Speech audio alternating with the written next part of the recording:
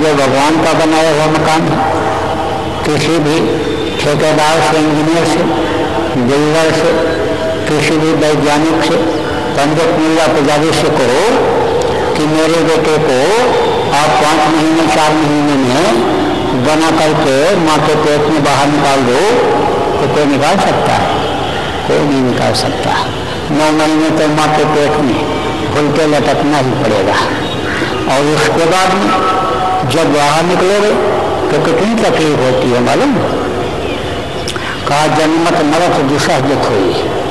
शाहजोबाई ने लिखा कि सहजो मौत के समय पीड़ा उठे अपार, बिच्छू 7,000 दिन डंक मारे एक साथ, जैसे 7,000 बिच्छू एक साथ डंक मारे, पूरे बदन में दर्द हो, ऐसा दर्द नहीं होता है मरते समय।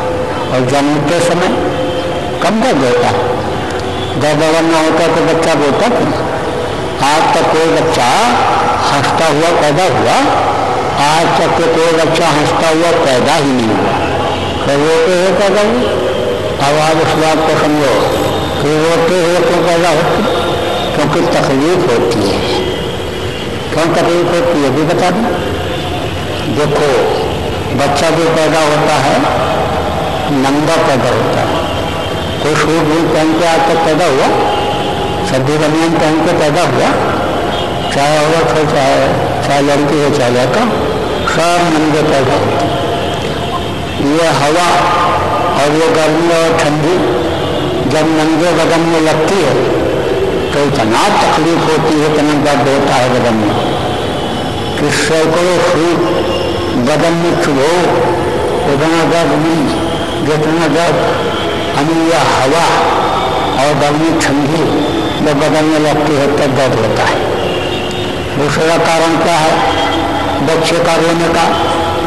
5 महीना 10 दिन का बच्चा जब माँ के पेट में हो जाता है तो उस मालिक का दर्शन उसको होने लगता है। उसकी रोशनी, उसका प्रकाश उस मालिक को मिलने लगता है। उस मालिक का प्रकाश, उस रोशनी उस बच्चे को मिलने लगती है तो बच्चा खुश हो जाता है। तो ये जो तकलीफ होती है उसको भी बर्दाश्त ही कर लेता है, बर्दाश्त कर लेता है। माँ के पेट में जो तकलीफ होती है गर्मी, माँ के पेट की भी बर्दाश्त कर लेता है। अब जब बाहर निकलता है तो वो रोशनी खत्म हो जाती है।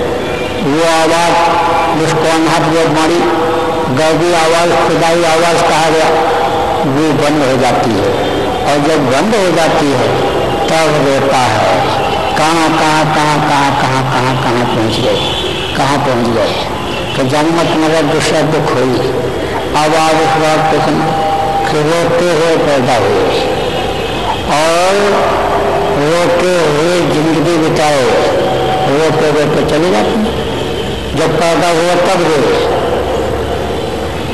दूध नहीं मिला तब रोए, लड़कों से खेल खेल में झगड़ा हुआ तब रोए, स्कूल जाते समय जब जाने की इच्छा नहीं हुई तो रोए, जब टीचर ने काम गरम किया तो रोए, पढ़ाई लिखाई कर लिया नौकरी नहीं मिली तो रोए, नौकरी नहीं मिल गई, जब नौकरी मिल गई डांट पड़ी तो रोए, शादी नहीं हुई तो रोए, शादी हो गई तो रो रहे।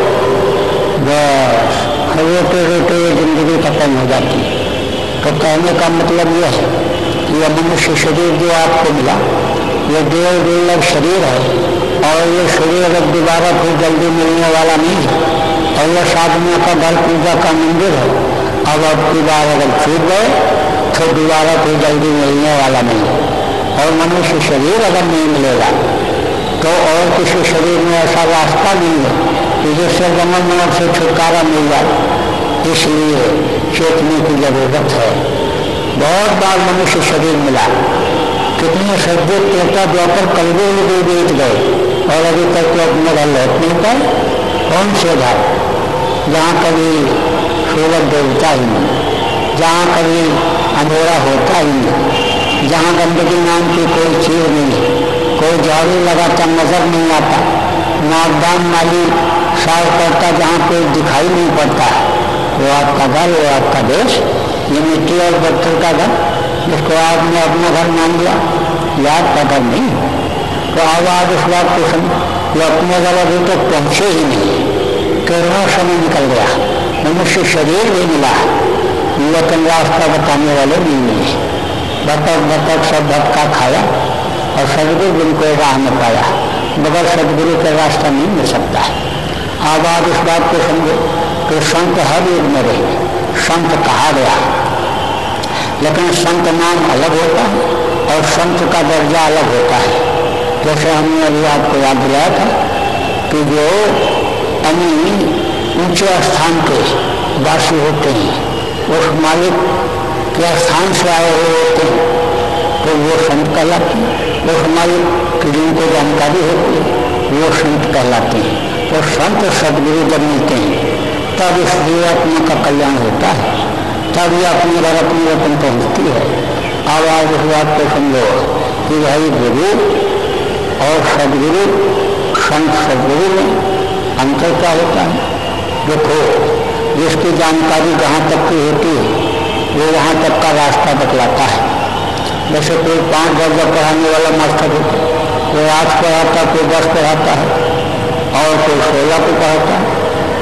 अब 5 दर्जा पढ़ाने वाले को कहो कि मेरे लड़के को आप डॉक्टर बना दो, इंजीनियर बना दो, पढ़ा करके पढ़ा नहीं सकता है क्योंकि उसकी इतनी जानकारी नहीं। ऐसे ही गुरु में भी भेद होता है। कहा पहला गुरु के गौर माता जो है रक्त बीज के दाता, दूसर गुरु भई वो भाई गर्भवास की मौ छुड़ाई, तीसर गुरु ने नाम उसारा, गांव देश के लोग पुकारा, चौथा गुरु ने शिक्षा दीना, तब संसारी वस्तु कीना, पांचवा गुरु ने दीक्षा दीना, राम कृष्ण का सुमरन कीना, छठवां गुरु ने सब भ्रम तोड़ा, ओंकार से नाता जोड़ा और सतवां गुरु सत शब्द लखावा और जहाँ का जियो तहाँ पहुँचावा। पहला गुरु को जो माता पिता को भी गुरु बताया गया, दूसरा गुरु भाई वो भाई जो गर्भवास की मौ छुड़ाती है, नाव काटती है, वो भी गुरु बताई गई। तीसरा गुरु ने नाम उसारा जो नाम रखते हैं उनको भी गुरु बताया। चौथा गुरु ने शिक्षा दीना जो दुनियावी चीज़ों की पहचान कराते हैं उनको भी गुरु बताया गया। चौथा गुरु ने शिक्षा दीना, तब संसारी वस्तु चीना, दसवां गुरु ने दीक्षा दीना, रामकृष्ण का सुमरन कीना, वो जो कान पीटने वाले गुरु होते हैं, रामा नमः शिवाय नमः का जाप कराते हैं, वो भी गुरु बताएगा। छठवां गुरु ने सब भ्रम तोड़ा, ओंकार से नाता जोड़ा, जो ओम स्थान तक का भेद बताते हैं उनको ही गुरु बताया गया। सतवां गुरु सत शब्द लखावा और जहाँ का जीव तहाँ पहुँचावा, शब्द वेदी गुरु। शब्द से ही सारा संसार बना, अन्नपूर्ण ब्रह्मांड देवी देवता सब शब्द से बने। इसीलिए कहा कि ढाई अक्षर प्रेम से पढ़े से पंडित हो और पोथी पढ़ जब हुआ पंडित भया न हो। ढाई अक्षर किसको कहती है?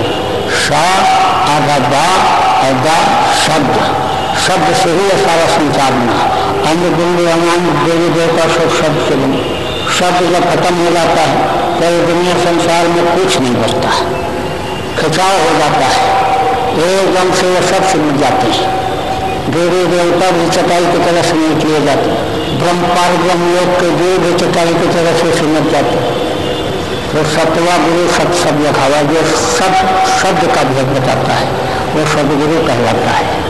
अब ऐसे जो होते हैं वो भेद भी बताते हैं, रास्ता भी बताते हैं, रास्ते पर चलाते भी हैं और कितने लोगों को मंजिल तक पहुंचाते भी हैं। तो देखो हमारे गुरु महाराज, इनकी यह तस्वीर लगी हुई तो पूरे सदगुरु थे, पूरे जिन्होंने लोगों को भेद बताया और इनके पास जितनी भी लोग आए इन्होंने किसी को ठुकराया नहीं, किसी को लगाया नहीं, सबको अपनाया। जो फकीर आते हैं और या महात्मा जो आते हैं, संत जो आते हैं, उनके अंदर कोई भेदभाव नहीं होता है। कहानी सिया राम ने सब जल जानी और करो प्रणाम जो लोग पानी, सब के अंदर उस मालिक ने उसको समझते हैं, सब को वो समझते हैं कि भाई उसी के अंदर ये जीव उस मालिक की जीवात्मा सबके अंदर में है, और समभाव से वो देखते हैं। समभाव मतलब बराबरी से। गुरु महाराज के पास कोई भी जात मजहब का आदमी गया तो गुरु महाराज ने उसको भगाया नहीं।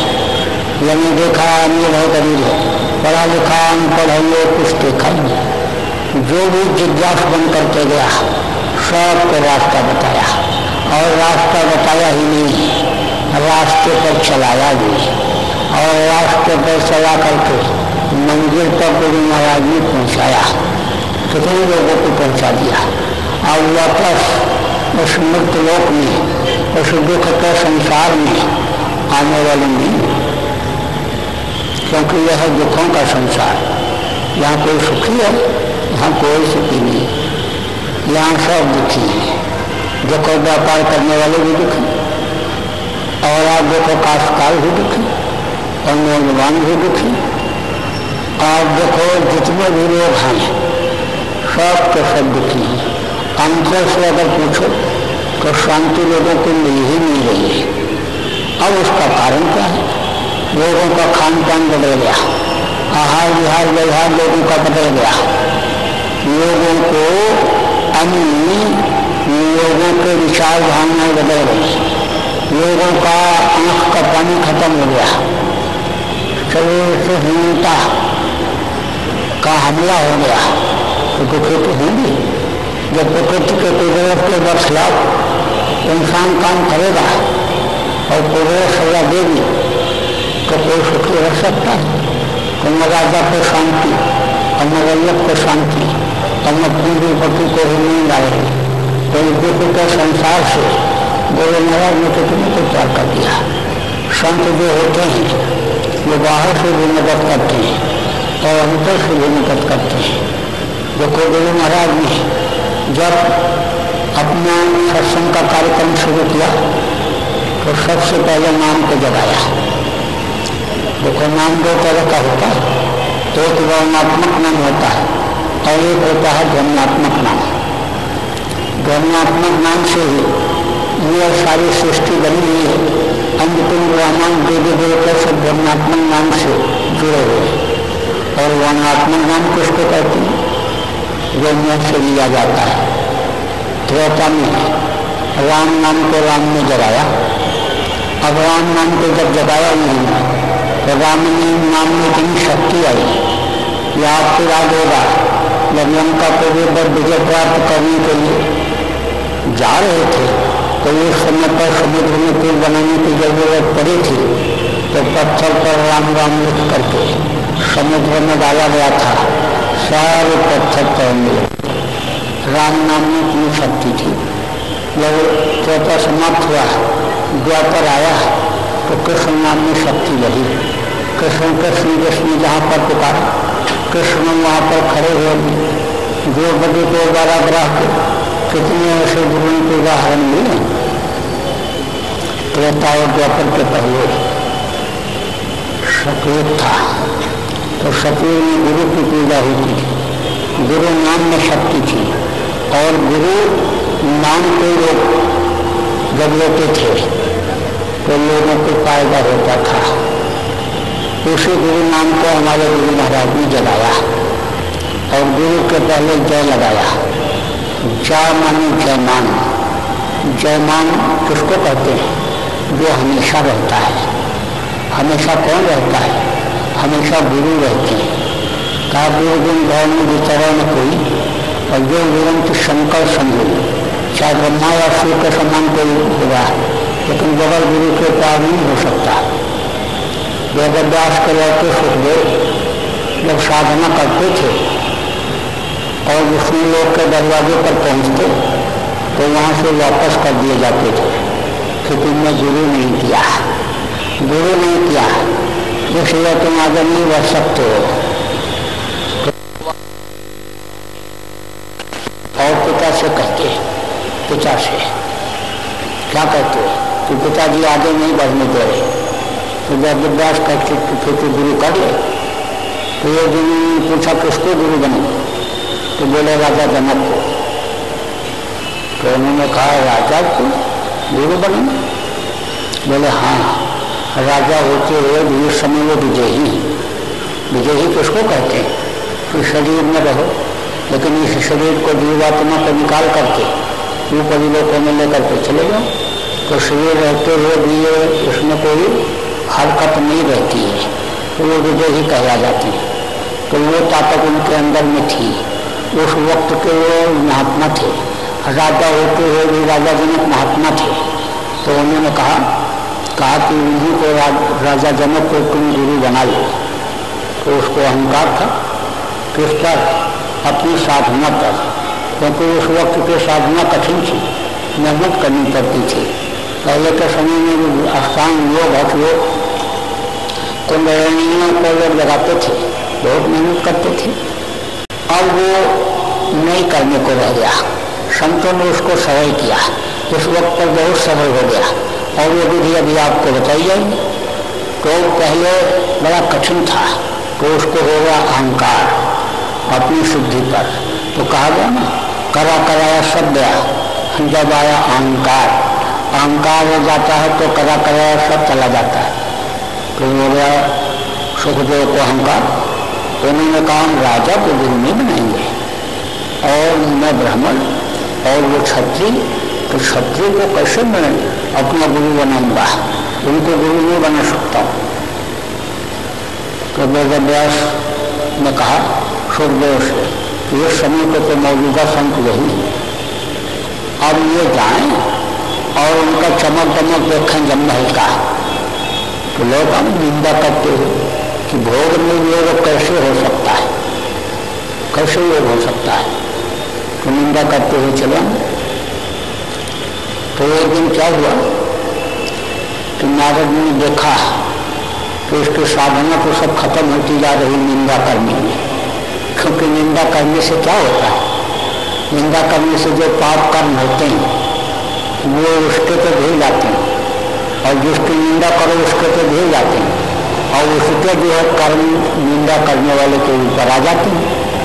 तो उससे जो उसकी तपस्या होती है, उसकी जो साधना होती है वो कट जाती है, खत्म हो जाती है। तो नारद ने देखा कि ये निंदा करके और अपने अच्छे कर्मों को खत्म कर दे रहा है, तो कहा बचाना चाहिए। तो एक दिन ये जा रहे थे तो चलो अच्छा देखते हैं, वहाँ तक पहुँचते पहुँचते समझ में आ जाएगा तो राजा जनक को गुरु बना लूँगा। उससे पहले ही, उनके घर से निकलने से पहले ही नारद गए, रास्ते में माला पड़ता था, तो उसमें से अन्नी घोष करके जाना पड़ता। तो उसी नाले में नारद मजदूर का वेश बना करके मिट्टी डालने लगे, और जो मिट्टी डालें वो सब बह जाए। तो ये जब पहुँचे सुखदेव, तो उन्होंने कहा अरे बाबा, ये तुम्हारी मेहनत तो सब बेकार जा रही, ये मिट्टी तो सब बह जा रही, तुम कर क्या रहे हो? तो उन्होंने कहा मैं पुल बना रहा हूँ। बोले ऐसे तो नहीं बनेगा, तुम जाओ जंगल से लकड़ी काट के ले आओ और उसमें गाड़ दो, और फिर आड़ा बेड़ा लकड़ी बांधो, उसके ऊपर पत्थर रखो, मिट्टी डालो, तब उसके बाद ये पुल बनेगा, और नहीं तो तुम्हारी दिन भर की मेहनत बेकार चली जाएगी। तो जो नारद मजदूर का वेश बनाए हुए थे बोले कि मेरी तो दिन भर की मेहनत बेकार जाएगी, और एक वेदव्यास का लड़का है सुखदेव, उसकी तो सारी जिंदगी की मेहनत बेकार जाने वाली है। तो जब ये अपनी नाम सुनने को सजग हो गए और बोले कैसे कैसे? अरे बोले राजा जनक की निंदा करके उसने अपने से 12 गुण को खत्म कर दिया। 14 गुण उसके अंदर आए थे, 14 सिद्धि आई थी, जिसमें से 12 को उसने खत्म कर दिया, और 2 बची है वो भी वही निंदा करके खत्म कर देगा। तो जैसे किसी के पास करोड़ रुपया हो और वो चला जाए, चोर चुरा ले और उसको खबर लगाए तो बेहोशी आ जाती है, ऐसे इनको भी बेहोशी आ गई। तो नारद तो अपना काम करके चले गए। जब ये उठे तो उन्होंने ठान लिया कि चलो अब राजा जनक को ही गुरु बनाएंगे। जब वह महल के पास पहुंचे तो संदेशा भेजा।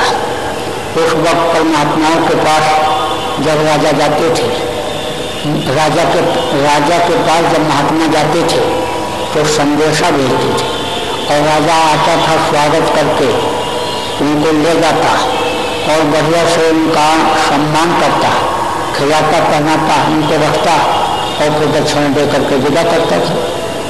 तो राजा जनक के पास संदेशा भेजा, कहा कि कह दो वेद व्यास के सुखदेव आए। तो संदेशा लेकर के जो गया उससे राजा जनक ने कहा कि उसको ले जाओ और जहाँ घोड़े बांधे जाते हैं वहीं खड़ा कर दो। और ये वहीं खड़े कर दिए गए। 4 दिन को पानी रोटी पूछा ही नहीं और ये भूल दर्द भोले की नींद सब उड़ करके इनके शरीर पर पड़ने लगी। जब 4 दिन निकल गया तब उन्होंने सोचा राजा जनक ने कि अब इतना नहीं दबाना चाहिए कि टूट जाए। कहा ना दूर कुम्हार शिशकुंड है और गड़ गड़ का है खोट, अंतर हाथ सराह कर बाहर मारे चोट। जैसे कुम्हार घड़ा बनाता है तो हाथ घड़े के अंदर लगाए रहता है, बाहर से तो थपकी देता है, चोट मारता है, लेकिन अंदर से हाथ लगाए रहता है कि कहीं गला टूट न जाए। ऐसे ही यातना देते हैं, अहंकार को खत्म करने के लिए सजा देते हैं, लेकिन हाथ लगाए रहते हैं क्योंकि यह गिर न जाए, टूट न जाए। तो अब आप उस बात को समझो। जब 4 दिन हो गया पूरा तब फिर राजा जनक ने कहा अब उसको जाओ ले आओ, अच्छा खिलाओ, अन्न लाओ, खिलाओ, कपड़ा पहनाओ और अच्छा भोजन खिलाओ और जब भोजन खा ले तब उसको मेरे सामने दरबार में लाओ। तो जब ये वहाँ पहुँचे दरबार में और उनको नहलाया धुलाया गया, बढ़िया तेल साबुन जब दिया गया, हर सोचे देखो इतना बढ़िया ये सब यानी हमको मिल रहा है। तो राजा इसी में अनुभोग में जीवन बिता रहे तो इसमें सिद्धि कैसे हो सकती है? शंका पैदा रही कि हो कैसे सकती है, लेकिन इनके पास और कोई विकल्प नहीं था। उधर तो पिता का आदेश और पिता की बातें कि हुआ पर हैं तो वही एक महात्मा है और कोई दूसरा संत सदगुरु कोई है ही नहीं उस वक्त पर। तो वो बातें और दूसरे नजर की वो बात कि सिद्धि खत्म हो गई तो अब उस सिद्धि को और पाने के लिए तो कुछ मेहनत करनी पड़ेगी, दीक्षा लेना पड़ेगा, रास्ता लेना पड़ेगा। तो कोई विकल्प तो था नहीं। तो जब खाना पीना हो गया तो ले गए दरबार में। जब ये पहुँचे तो देखा कि राजा जनक का पैर 2 सुंदर औरतें दबा रही। बोले हाँ ये ठाठ है, भोग में योग कैसे हो सकता है, ये सिद्ध कैसे हो सकते हैं। मेरे धोखा खा गया। लेकिन दूसरे पैर की तरफ जब नजर गई तो देखा वो तो आग में जल रहा है। तो वो हो भाई आग में पैर रखा हुआ है, आग में रखा हुआ है और घर में असर नहीं कर रही है, आग तो जल रही है लेकिन पैर नहीं जल रहा है। तो बात को जरूर है, सिद्धि तो है। अब शंका तो खत्म हुई लेकिन पूरी नहीं खत्म हुई। क्यों? क्योंकि कपड़े की तरफ नजर चली गई। जो सोने चांदी के तारों से बना हुआ कपड़ा राजा जनक पहने हुए उधर नजर चली गई। जो ताज हीरे मोती का लगाए हुए थे उधर नजर चली गई। बोले सिद्ध नहीं हो सकते, पूरे सदगुरु नहीं हो सकते। तब राजा जनक ने कहा जिसको कौतुक दिखाना पड़ेगा। तब तक एक आदमी आया और कहा सरकार आग लग गई, असलहे सब जल गए, बहुत नुकसान हो गया।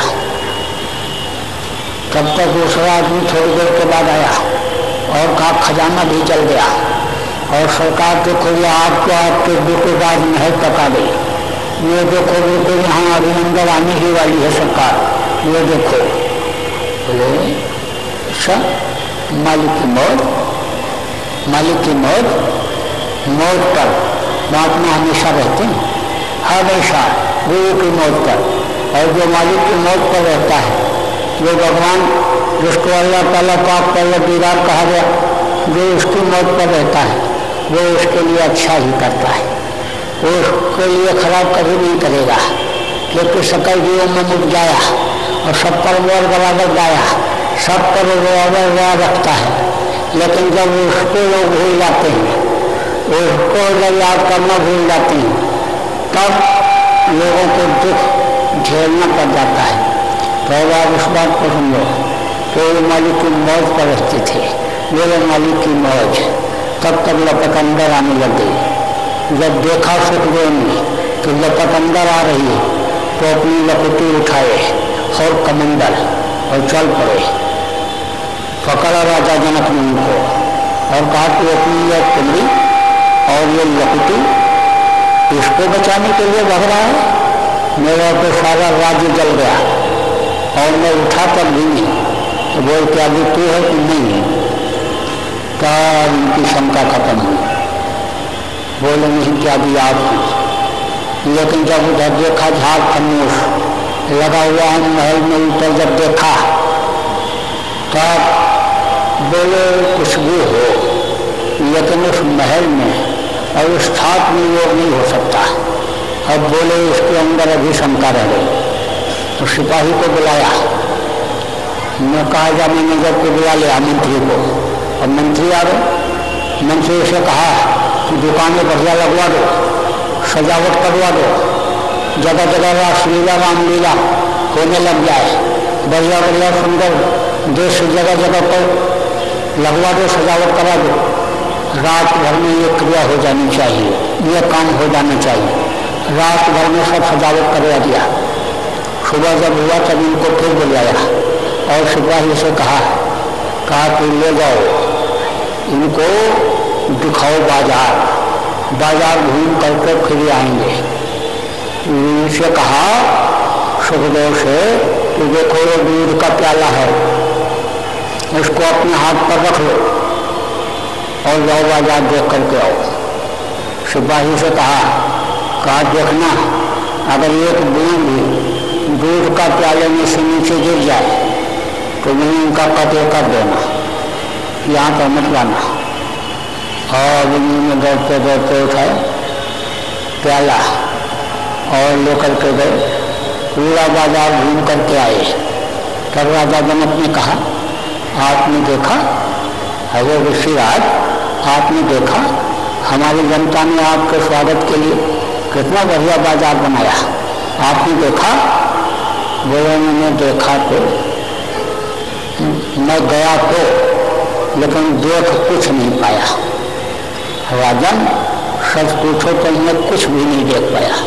मैं देखने के लिए तो गया लेकिन देख कुछ नहीं पाया। बोले क्यों?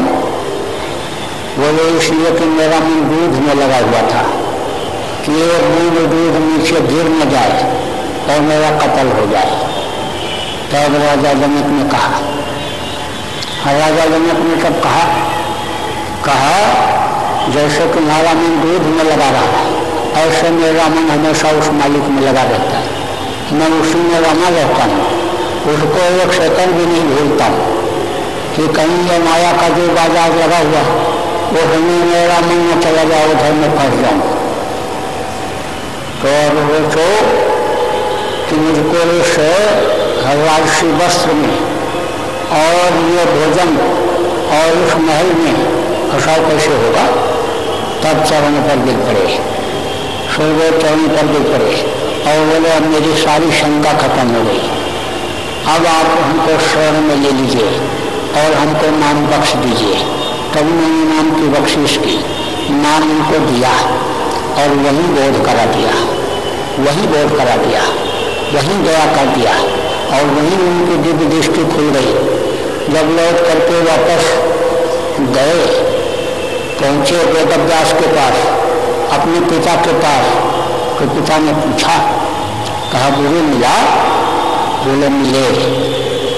तेरे गुरु कैसे हैं? तो कैसे बताऊं कैसे? गुरु के महिमा का कोई वर्णन कर सकता है? कोई नहीं कर सकता। कहा धरती सब कागज करूँ और लेखन सब बन रहा है और 7 समुद्र को मश करूँ और गुरगुन लिखा न जाए।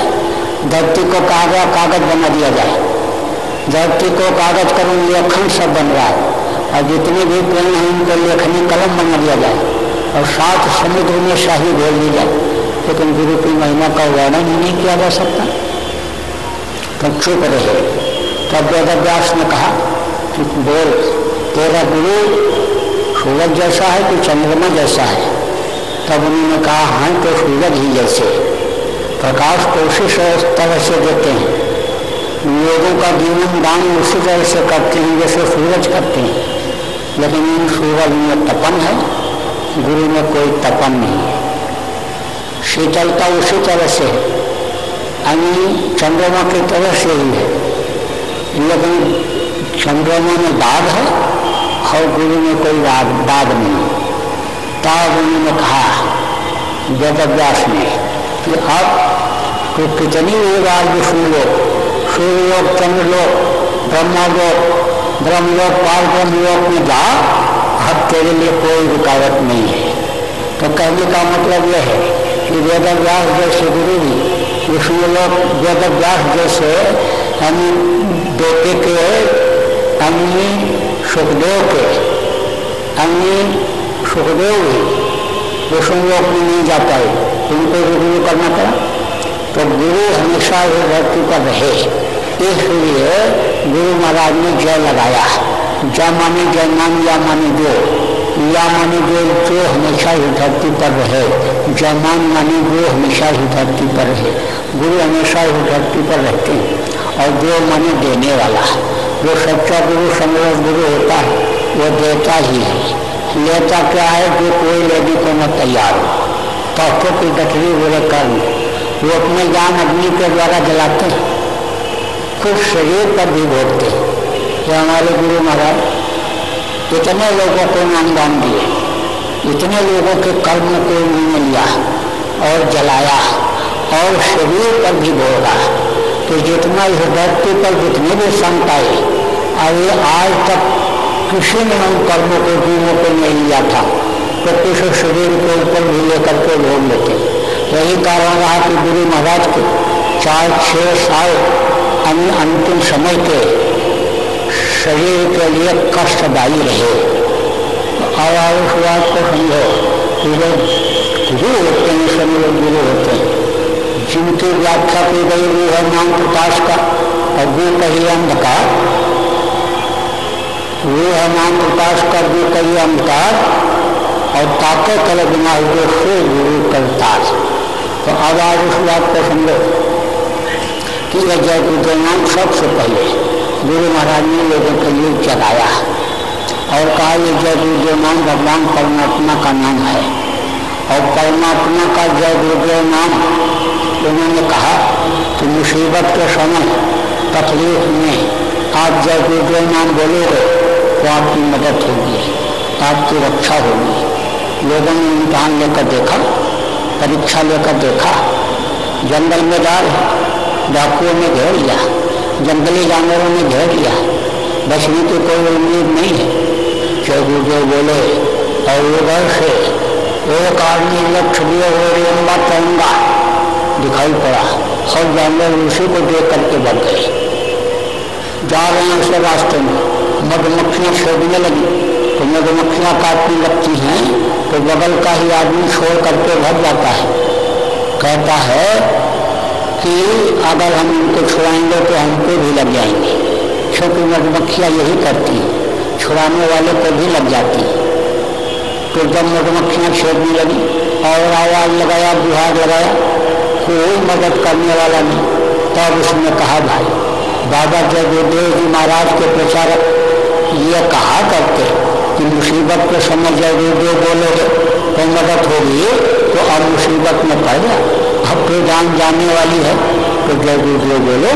तो जय गुरुदेव जैसे बोला, बस हवा चली और धूल उड़ी, मधुमक्खियों की आंखों में पड़ी और मधुमक्खियाँ छोड़ करके चली।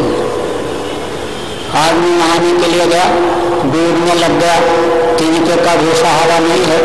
जय गुरुदेव बोला, जल से बोला, बस तेज हवा के साथ पानी की लहर आई और बहा करके ले जा करके नदी के किनारे लगा दिया। मरने वाले के कान में मरते समय जब छटपटाहट हुई, चिल्लाया गया, तड़पा, तब बोले कान में, जय गुरुनाथ प्रभु का बोलो, जय गुरुनाथ प्रभु का बोलो, जय गुरुनाथ प्रभु का बोलो। बोलते ही मरने वाले ने आपको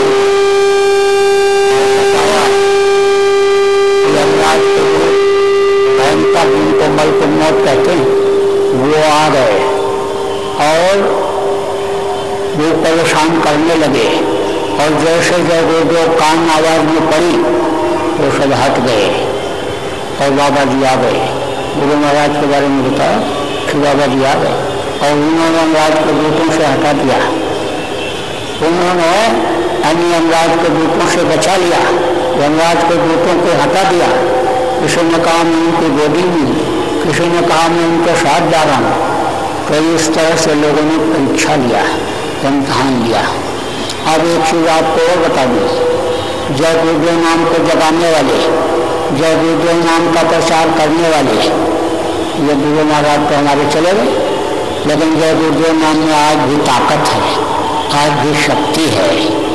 वो नाम की शक्ति खत्म नहीं हुई है, ये सुवर्णात्मक नाम की शक्ति खत्म नहीं हुई है। आप मुसीबत में कभी भी कहीं भी शाकाहारी सदाचारी रह करके जय गुरुदेव नाम को बोलोगे तो आज भी आपकी मदद होगी, आज भी मदद होगी। इसलिए अगर याद रखना तो मैं आपको बता रहा था कि यह है वर्णात्मक नाम जो मुंह से लिया जाता है, इस समय का अन्य वर्णात्मक नाम है। और एक होता है ध्वन्यात्मक नाम, जो अपनी मौत से, अपनी इच्छा से अन्य लोगों को संपत्तियाँ करते हैं। तो गुरु महाराज ने बहुत से लोगों को दिया। आज बहुत से लोग उसमें बैठे हुए कि जिनको गुरु नाम मिल गया है, गुरु महाराज ने दे दिया है। अब यह है कि गुरु के आदेश का पालन करोगे, गुरु भक्ति और करोगे तो उससे आपको लाभ मिलेगा। और अगर नहीं करोगे तो डॉक्टर कितना भी अच्छा हो, कितना भी दवा अच्छी हो, लेकिन खाओगे नहीं तो मर नहीं जाएगा, तकलीफ नहीं जाएगी। इसलिए आप लोगों को इस रामलीला मैदान में, उस स्थान पर आज के दिन में तो संकल्प बना भी लेना चाहिए कि भाई हम रोज करेंगे। तो रोज करें, यहाँ भी कराया जाता है, सुबह भी कराया गया और शाम को फिर कराया जाएगा। तो बराबर आप इसमें लगे रहो, जहाँ भी अभी जाओ, चूकना नहीं है। क्योंकि ये दिन और रात ये चूहे की तरह से उम्र को खत्म कर दे रहे हैं। ये अभी उम्र जब खत्म हो जाएगी तो शरीर धर्म से गिर जाएगा, इसकी कोई कीमत नहीं, इससे कोई आप काम नहीं कर सकते हो। इसलिए शरीर कर रहते रहते ये काम करना जरूरी है। अब आप कुछ लोग नाम लेने के लिए आए हो, उन्होंने समझाया होगा, प्रचार किया होगा, क्योंकि नाम दिलाना पूरी का काम होता है। शरीर का भोजन क्या है? धान, गेहूँ, चना, ज्वार, बाजरा, मक्का, दूध, घी, दही, नए अनुष्ठान का सेवन यानी आप शरीर के लिए करते हो, वो शरीर का भोजन है। और जीवात्मा का भोजन क्या है? वही शब्द, ढाई अक्षर प्रेम से पढ़ो से पंडित हो, यह शब्द का आहार जीवात्मा का। तो ये जब नामदान दे जाता है, शब्द का जब दिशा मिलने लगता है, शब्द की बहुत जब पकड़ में आती और रूहानी दिशा जब मिलने लगता है, तब ये जीवात्मा खुश हो जाती है, खुश हो जाती है और खुश होकर के आशीर्वाद देती है। इसलिए नामदान दिलाना, जीवों को भजन कराना, भजन में परमार्थ में लगाना, ये बहुत बड़ा पूरी का काम माना जाता है। तो आपको लोगों ने प्रचार करके बताया और तब तो आप यहाँ पर आए, सभी इतने लोग जो हैं सभी नामदान में हैं। आप नए लोग आप आए हो तो आपको नामदान दिया जाएगा, निराश नहीं किया जाएगा। क्योंकि गुरु महाराज ने हमको आदेश दे रखा कि नए लोगों को नाम देना है और पुराने लोगों की संभाल करनी है। तो पुराने लोग जो आज यहाँ पर उपस्थित हो कि न सोच लेना कि ये हमारे गुरु हो गए। पुराने लोगों का गुरु तो कभी हो ही नहीं सकता। पुराने लोग जो आप यहाँ पर बैठे हो, आपके गुरु या गुरु महाराज जिनकी तस्वीर यहाँ मंच पर लगी हुई है, यही रहेंगे। इसलिए इनको हृदय में बसाना, इनको मस्तक पर सवार रख करके चलना। जब इनको मस्तक पर सवार रख करके चलोगे तो ये आपके हमेशा मददगार सिद्ध होंगे। जब गुरु मस्तक से उतर जाते हैं तब ताको काल घसीटी है बचा सकने को, लेकिन कहा गया गुरु माथे पर राखिए और चलिए आज्ञा मान। कह कबीरता दास का 3 लोक बना, उसके लिए 3 लोक में भय नहीं होता है जो गुरु को मस्तक पर सवार रख करके चलता है। इसलिए हमेशा गुरु को मस्तक पर सवार रखना, हमेशा हाजिर नाजिर गुरु को समझना। नए लोगों को आपको नामदान दिया जाएगा, क्योंकि गुरु महाराज ने आदेश दिया था तो आदेश का पालन तो करना ही पड़ता है। गुरु का आदेश का पालन ही गुरुभक्ति होती है। नामदान देना कोई गुड़िया गुड्डा का खेल नहीं है, आसान चीज नहीं है। कर्म का उसमें लेना देना होता है, उसमें सफाई करनी होती है। कहा न पलटू साहब ने दे दिया वो मर जाएगा। चादर लीजिए धो, चादर लीजिए धो भई वो बहुत पुरानी, और चल सतगुरु के घाट गए जहाँ निर्मल पानी। शरीर गंदा हो गया तो इसकी सफाई तो आप कर लोगे, गाड़ी घोड़ा तो आप साफ कर लोगे, मकान साफ कर लोगे, लेकिन अंतरात्मा गंदी हो जाने पर उसकी सफाई तो आप नहीं कर सकते। उसके लिए तो बल्कि साहब ने कहा वहाँ जाने पड़ेगा, जहाँ निर्मल पानी धोने के लिए सफाई के लिए जहाँ होता है तो बहुत ही कठिन काम होता है। लेकिन कहा गया कि जब गुरु घर में धरा शीश पर हाथ, सोच मन काहे को करे। जब गुरु महाराज की दया हो गई, गुरु महाराज का आशीर्वाद हो गया, गुरु महाराज ने आदेश दे दिया तो नामदान को देना ही देना। आपको नामदान देना है, नामदान दिया जाएगा। अब आप ये न सोच लेना कि अभी जो ये सत्संग सुना रहे हैं और नामदान देंगे और उसके बाद हमसे कुछ मांगेंगे। आपसे कुछ नहीं मांगना है, आपसे भैया क्या मांगेंगे। ममता से कहीं कोई कुछ मांगता है? अगर दिन रात तो आप भी किसी से मांगते रहते हो, जरूरत पड़ेगी उसी से मांगे, उसी से हम भी मांगे। और अब क्या जरूरत? अब तो समझिए उम्र हो गई 67 साल की, 67 की उम्र हो गई। दोड़ा पहनता था, गुरु महाराज ने जब आदेश किया था पाग पहनता था, लेकिन उनका आदेश हो गया उसको उतार दो, तो जैसा बताया ये पहन लिया, तो ये तो जल्दी फटता ही नहीं, तो बहुत हो गया। अब आगे हुआ आपको समझो कि आपसे कुछ नहीं मांगना है, लेकिन आप ये कहो कि नहीं हमको कुछ देना चाहिए, क्योंकि ये परंपरा रही है, ये भारतीय संस्कृति रही है कि कोई दक्षिणा दिया जाता है। तो अगर आपको दक्षिणा में देना ही है, आपने ये सोच रखा है भाई हमको परंपरा का निर्वहन करना है, तो आप देखो क्या देना है आपको। अपनी बुराइयों को यहीं छोड़ जाओ, अब बुरे कर्म मत करना। अभी तक जो आपने बुरे कर्म किए उससे तौबा कर लो, काम कर लो, वो अल्लाह ताला से पाक कर लो, विवाह से माफी मांग लो, सर्वशक्तिमान से माफी मांग लो कि अभी तक मुझसे जान अनजान में जो गलती हुई तो उसको आप माफ कर दो, अब गलती नहीं होगी। देखो मांस मनुष्य का भोजन नहीं, मांस खाने वाले का दांत अलग होता है, मैदा अलग होता है, चाट करके पानी पीता है, खींच करके पानी पीने वाला कभी भी मांस नहीं खाता। आप देखो घोड़ा, गधा, बैल, गाय, ये सब खींच करके पानी पीते हैं। घोड़ा के सामने, गाय के सामने मांस डाल दो, सूंघ करके छोड़ देगा। खींच कर पानी पीने वाला आदमी इंसान भी होता है, लेकिन कुछ नहीं सूंघता, सब खाता दबाता चला जाता है।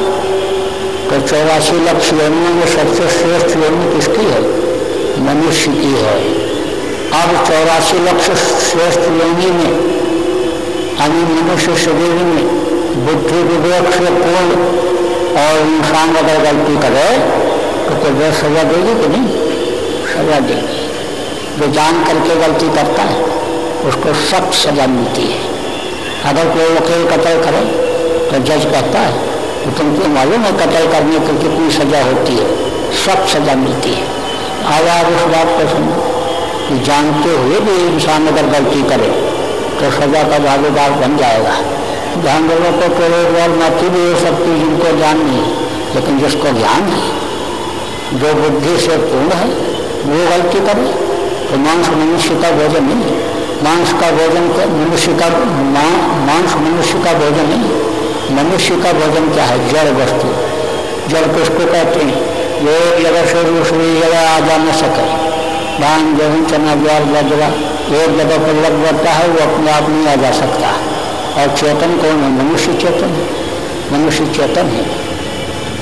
कोई जानवर भी चेतन है लेकिन वो मांस खाते हैं, लेकिन उनका मैदा उसी तरह का है। वो कुत्ते का बच्चा है, बिल्ली का, शेर का, उसको बचपन से मांस खिलाते रहो तो उसी तरह से आचरण व्यवहार करेगा जैसे अन्य बड़ा होने पर करता है। लेकिन मनुष्य के बच्चे को बचपन से केवल मांस दो, दूध भी मत पिलाओ, कुछ मत दो, हम उसकी बुद्धि काम नहीं करेगी, विवेक काम नहीं करेगा, वो मनुष्य जैसा आचरण व्यवहार नहीं करेगा। और व्यवहार को समझो जानवरों जैसा ही व्यवहार करता है, जानवरों जैसा ही व्यवहार करता है। तो अब आप उस बात को समझो कि मनुष्य का भोजन नहीं है। बुद्धि खराब हो जाती है। बुद्धि तो रावण की बुद्धि खराब हो गई कि नहीं? उत्तम को पुलस्त करना थी, हर्षो विरंग की पूजो वो बाती। उत्तम कोई पुलस्त ऋषि का नाती था, सोने की लंका थी, 4 वेद 6 शास्त्र 18 पुराण का जानकार था, लेकिन कोई एक आदमी खानदान में बचा? एक भी नहीं बचा, सब खत्म हो गए। क्यों? क्योंकि वो राक्षस हो गए, मांस खाता था, शराब पीता था और दूसरे की बहन बहू बेटी को गलत नजर देखता था, इसलिए उसका सर्वनाश हो गया। तो ऐसा काम क्यों करने का? देखो एक चीज को समझ लो खुद ठीक से, जो जानवरों को मारता है, काटता है, लाता है और जो मांस को खाता है और दूसरे को खिलाता है, जो बनाता है, सबको बराबर पाप लगता है। इसलिए पाप से बचना अब घर में नहीं आना चाहिए। संकल्प अगर बना लोगे तो नहीं आएगा। तो आज नहीं छोड़ जाओ। हर आज से मांस मत खाना, मछली मत खाना। मछली किस लिए बनाई गई? तालाब की सफाई के लिए बनाई गई। कोई भी गंदी चीज आप तालाब में डाल दो तो मछली खा जाती है। खखार को थूक दो, टट्टी करने के बाद धोने के लिए जाओ, टुकड़ा गिर जाएगा तो मछली खाएगी। उसका काम क्या है? सफाई करना। कोई भी चीज तालाब में जाएगी उसको साफ करेगी। जब मर जाती है, तैरने लगती है पानी के ऊपर, तो दूध और कौवा खाती है, इसलिए मछली कम अब मत खाना। अंडा क्या है? ये माताएं मासूधार होती है, तो खराब खून इकट्ठा हो जाता है तो उसका बन जाता है बच्चा। माताओं का खराब खून इकट्ठा होता है तो बच्चा बन जाता है। और मुर्गियों का खराब खून जब इकट्ठा हुआ, उनके टट्टी पेशाब का खराब हिस्सा जब इकट्ठा हुआ तो वही बन जाता है अंडा। और डॉक्टर साहब लोग तो कहते हैं खूब खाओ अंडा, अंडा खाओगे तो ताकत आ जाएगी। लेकिन ये डॉक्टर और वैज्ञानिक ये सब अज्ञानी है, इनको कोई ज्ञान नहीं है। जो अंडा खाते और खिलाते हैं कहते तो हैं कि हवाई जहाज बना लिया, हेलीकॉप्टर बना लिया, हवा में उड़ते हैं, लेकिन बगैर पेट्रोल का कोई हवाई जहाज उड़ता है? नट बोल्ट अगर ये ढीला हो जाए तो मुँह पे बल गिरे। वो भी तो कोई विज्ञान था कि हनुमान जी संजीवनी बूटी लेने के लिए गए, उड़ करके गए। कोई हेलीकॉप्टर पर बैठ कर गए थे कि हवाई जहाज पर उड़ करके गए थे, संजीवनी बूटी लेकर के आए। वो भी तो कोई विज्ञान था कि सती सावित्री ने पति को प्राण को वापस ले लिया, सती अनुसुईया ने वो महाविष्णु महेश को छोटा छोटा बच्चा बना दिया। तो जब जीरो दिया मेरे भारत में और दुनिया को गिनती आई, कितना भी डॉक्टर तद करता रहे, बच्चे को अंडा मत खिलाना और न खाना। देखो बच्चों को तो यही सिखा दो कि बेटा घर से बाहर निकलो, कोई भी चीज कोई खाने को दे तो खाना मत, क्योंकि आजकल मिलावटी चीजें बहुत हो गई बाजार। रातों रात लोग लखपति बनने के लिए सोचने लग गए और मिलावट करने लग गए। इसलिए देख करके सोच समझ करके कोई चीज खाना और बच्चों को खिलाना, तो अंडा मत खाना। और शराब में देखो 1000 बुराई। जो शराब पीता है, मांस खाता, व्यभिचार करता, खून कतल करता, बाल बच्चों को मारता, जमीन जायदाद को बेचता, क्या क्या पूरा कर्म नहीं करता है। इसलिए शराब मत पीना, शराब मत पीना। शराब देखो एक फार्मूला बताते हैं आपको, उपाय। अगर कोई भांग खा करके आ गया तो उसको थोड़ा भुना हुआ चना खिला दो तो उसका नशा उतर जाएगा। और कोई अगर गांजा पी करके आ गया तो उसको थोड़ा सा घी पिला दो तो उसका नशा उतर जाएगा। और कोई अगर शराब पी करके आया हो, दब झक कर रहा हो, गाली बक रहा हो, उसका नशा आपको उतारना है, तब क्या करोगे?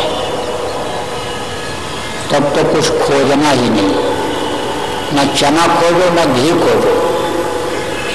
फिर क्या करोगे? जूता उतारो पैर में से, जूता, और 2-4 छिप जाओ, 2 तड़ातड़, बस शराब का नशा उतर जाएगा, तुरंत उतरता है। और जब शराब का नशा उतर जाएगा तो आँख टिमटिमाएगा ऐसे, अब कहेगा कि तू मेरी घरवाली और मैं तेरा पति परमेश्वर, और तूने मुझको जूते से मारा। वो पैर छू लेना, कह देना असली पति तो आप ही हो मेरी, आपको नहीं मारा, मैंने उसको मारा जो उतर गया, उसको मारा जो उतर गया। तो जूता शराब चाहता तो देखो भाई, सोहबत के असर से, संग के दोष से आप किसी में ऐसी बुराई आ गई हो तो आप यहीं छोड़ दो, जूता खाने की नौबत क्यों आए? 1000 बुराई शराब। तो शराब पीता, मांस खाता, व्यभिचार करता, खून कतल करता, बाल बच्चों को मारता, जमीन जायदाद को बेचता, क्या क्या बुरा कर्म नहीं करता। इसलिए शराब मत पीना और किसी दूसरे की औरत के साथ बुरा कर्म मत करना, आपको नामदान दिया जाएगा। अब आप समझो कि जिसका नाम होता है उसका रूप होता है, उसका स्थान होता है, उसकी आवाज़ होती है। जैसे आपका नाम, जैसे आपका कोई दोस्त है मोहन, और मोहन आपके दरवाजे पर आया, आप कमरे में बैठे हुए, आदमी गया आपको कमरे में बताया कि जयपुर से आपका दोस्त आया है। अब आपको मालूम है कि जयपुर में हमारा दोस्त मोहन रहता है, तो मोहन का चेहरा याद आ जाएगा और उसकी आवाज़, उसको आवाज़ लगाओगे मोहन, बोलेगा तो आवाज़ पहचान जाओगे, तो कहोगे हाँ मोहन ही है, मोहन ही आवाज़ को पहचान जाओगे। ऐसे ही इस वक्त के 5 धनी, इनका नाम है, इनका रूप है, इनका स्थान है, इनकी आवाज़ है, और ये मैं भी आपको रटाऊंगा, याद करूँगा, जितना याद कर सको याद कर लो। जब जो न याद हो पाएगा, तब जब ये कार्यक्रम अभी संपन्न हो जाएगा, तब आपको लिखा हुआ कागज नहीं मिल जाएगा, वही लोगों से मिल जाएगा। उसको लेकर के आप कागज को और याद कर लेना, और याद करके कागज को फाड़ करके किसी नदी तालाब में फेंक देना, किसी को बताना मत। अगर आप बता दोगे तो उसका कोई फायदा नहीं होगा और आपका हो जाएगा नुकसान। यह बात आप सुन लो। एक चीज आपको बता दो,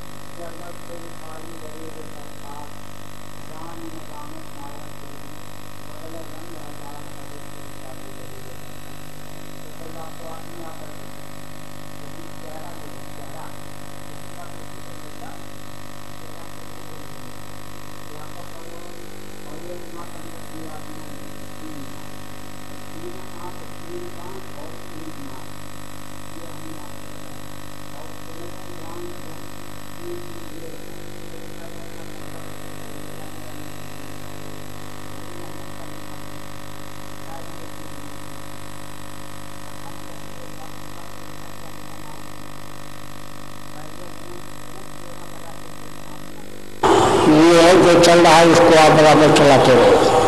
जो कोई ये धार्मिक कार्यक्रम है, इस धार्मिक कार्यक्रम में हम सभी लोगों का आमंत्रण है और सभी लोग आते हैं।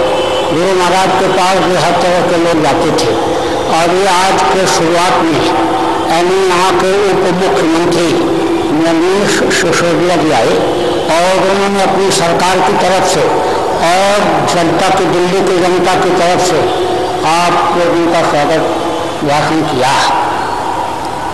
अब इस समय पर अपने बीच में एक बहुत ही अन्य प्रधानमंत्री जी के नजदीक और जिम्मेदार आए हुए हैं अमित शाह जी। अमित शाह जी अभी आएंगे मंच पर, उनको आदर के साथ कार्यकर्ता लोग आइए आपके बीच में वहाँ बैठे हुए, आपके बीच में ज़्यादा बैठना पसंद करते हैं, करना भी चाहिए। जनता का आपको काम करना है, जनता के बीच में जाना चाहिए जनता की। तो प्रेमियों, आपको अपना मान करके ही यहाँ पर आए। अब आपके लिए यह मौका है कि आप अपनी आवाज़ उन तक पहुँचाओ कि गाय को राष्ट्रीय पशु बनाया जाए, गौ हत्या देश में बंद कराई जाए।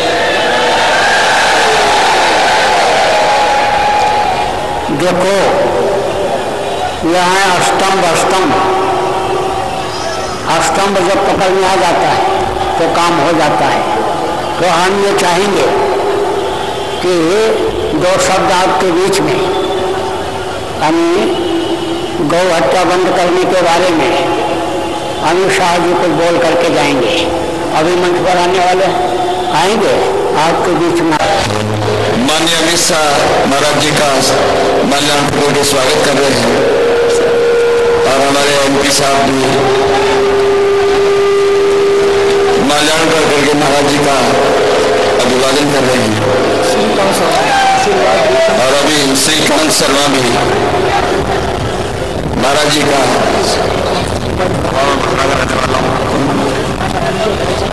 जगदम्बा पाल साहब भी महाराज जी का स्वागत कर रहे हैं माल्यार्पण करके।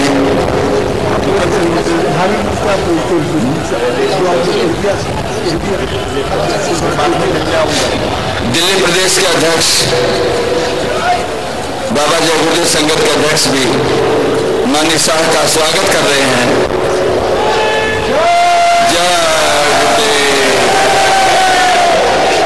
रमाकांत पांडे भी अमित शाह का स्वागत कर रहे हैं। अभी सुनील कौशिक जी भी महाराज शाह जी का सम्मान कर रहे हैं। अच्छा,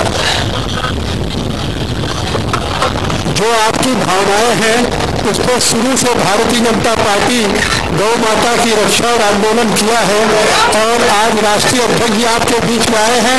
एक बार फिर आप उनको महाराज जी ने स्वागत किया है, महाराज जी का उन्होंने, और महाराज जी ने उन्हें आशीर्वाद दिया है। जय गुरुदेव।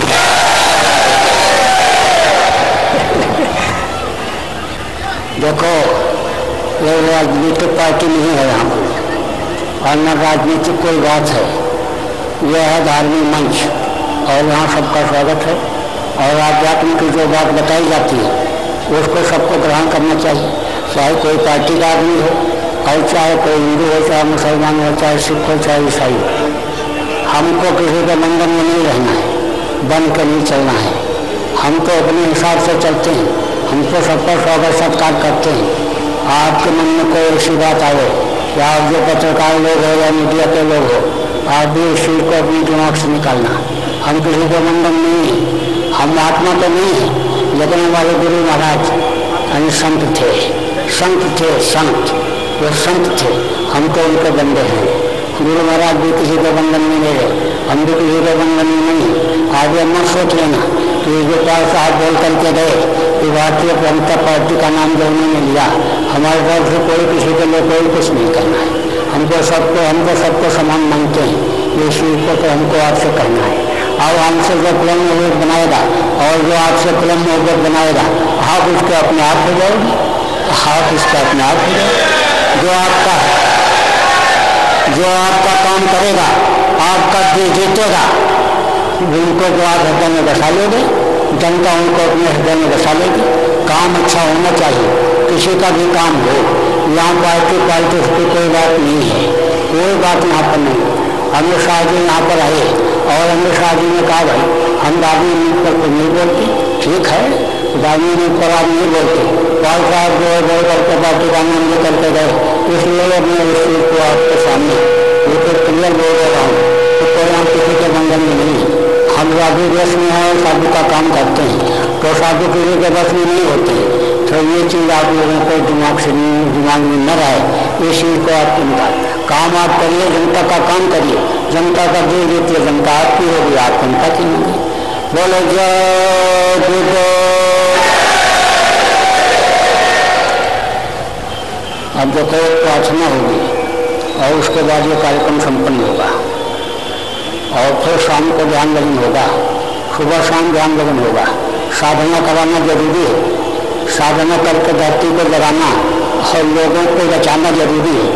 दिल्ली के लोगों को बचाना जरूरी है, क्योंकि हमको आपदा बहुत दिखाई पड़ रही, भारी मुसीबत दिखाई पड़ रही, और वो मुसीबत जब आएगी तो बड़े बड़े का कलेजा बह जाएगा, सबका अहंकार खत्म हो जाएगा। किसी का कलेजा कि सबका दहलेगा, चाहे जो जैसा हो, चाहे छोटा हो चाहे बड़ा हो, सबका कलेजा दहलेगा, सबका कलेजा दह जाएगा। ये समझ लो बात, आपको आप समझ लो।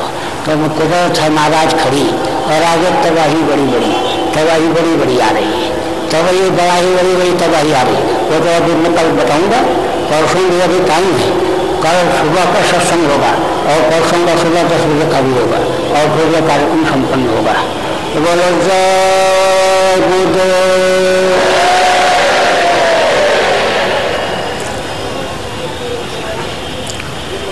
प्रार्थना में बोलूँगा, आप सब लोग दोहराइएगा।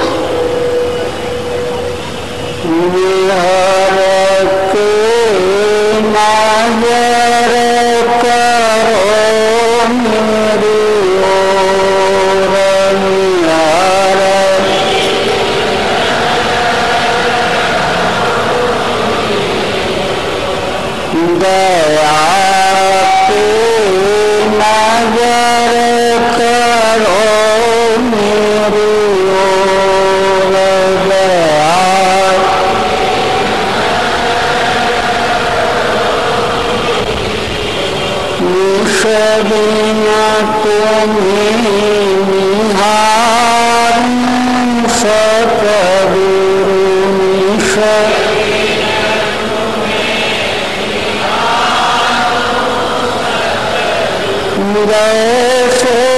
चंद्र के कोर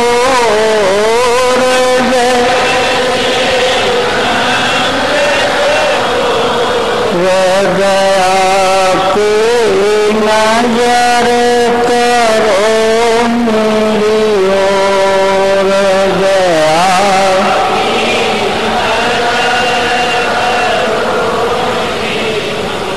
जानना कौन भूल हुई काना से जान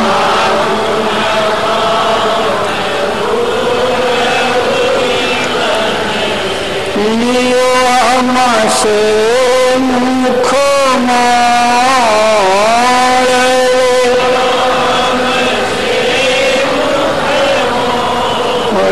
गया कि नजर करो मेरी ओर गया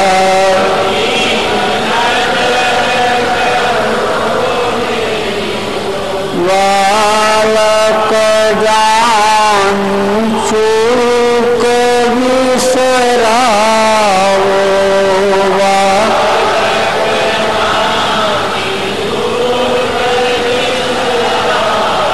आया शराब मैं तो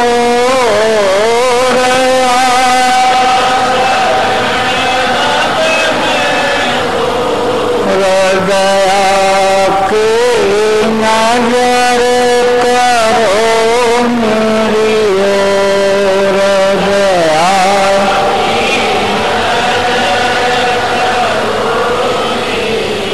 सदा दयालु स्वभाव तुम्हारा सदा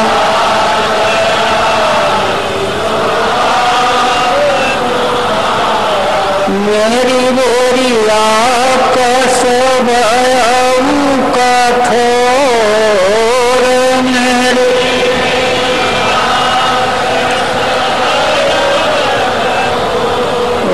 गया कि नजर करो मेरी ओर गया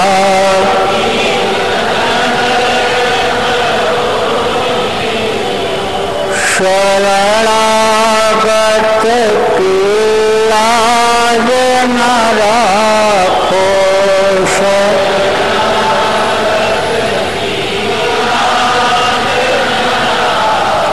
वो सुपतित अब जाएं कहीं और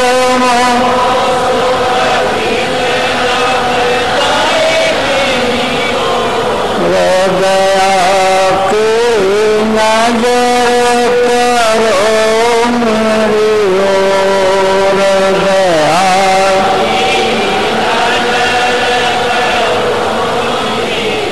और बार उबार नगर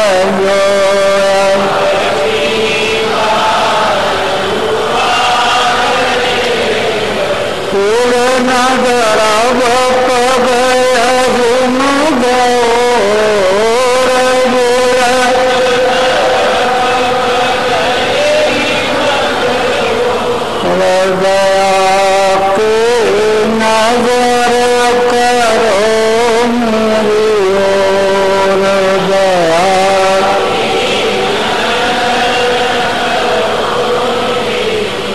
मोर के नजर करो मेरी ओर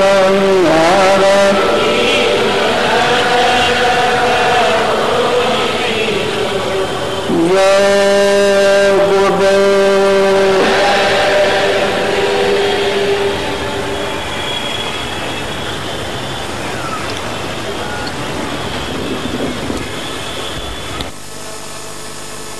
जय गुरुदेव। अभी परम पूज्य महाराज जी ने हम सभी लोगों को जीवात्मा के कल्याण का रास्ता, मालिक को पाने का रास्ता जो नामदान दिया, और महाराज जी ने 3 बात बताई।